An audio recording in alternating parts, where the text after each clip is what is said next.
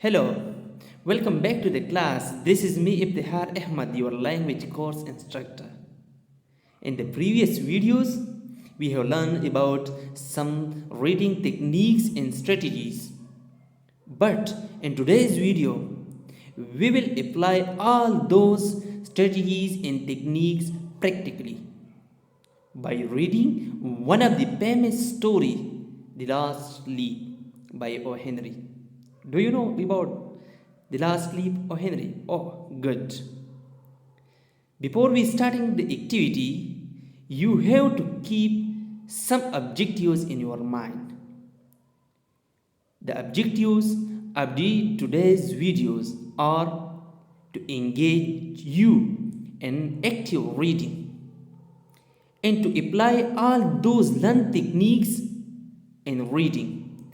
Third, correct pronunciations of the used words. Fourth, you have to read comprehensively. Before starting the activity, you have to keep some instructions in your mind. First, you have to read the whole text of the story. Second, underline the typical words. Third, pay attention to the main idea. Fourth, pay attention to the sentence structure. Fifth, identify some main characters of this story. First of all, before starting the activity, first you have to read this story in the whole group. One of you will read the story and all other will listen to the story. While listening to the story, each one of you will underline the difficult words, will focus on the sentence structure, will know about the characters, and will focus on the main idea of the story. Do you know? Do you remember? This will be a kind of guided practice in the class. As all of you will listening and one of you will reading the story and all of you will underlining and paying attention to the sentence structure and paying attention to the characters, to the main idea of the story. This will be a kind of guided practice for you. After that, there will be independent practice. In independent practice, each one of you will read the story by yourself.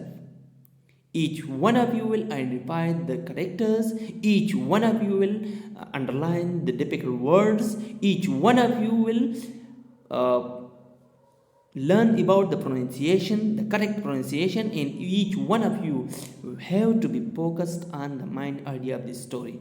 This will be a kind of independent practice for you. I love independent practice because in independent practice, each and everyone is engaged actively to apply all the reading techniques and strategies. After that, do you know what? I will do your assessment and give you feedback.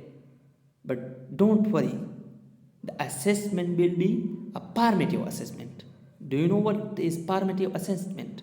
In formative assessment, I will check each one of you by asking some question in the story, by asking you to pronounce that word correctly, by asking some of you to about the difficult vocabulary, by asking some of you about the sentence structure or what is the main idea of this story. Each one of you have to answer me correctly.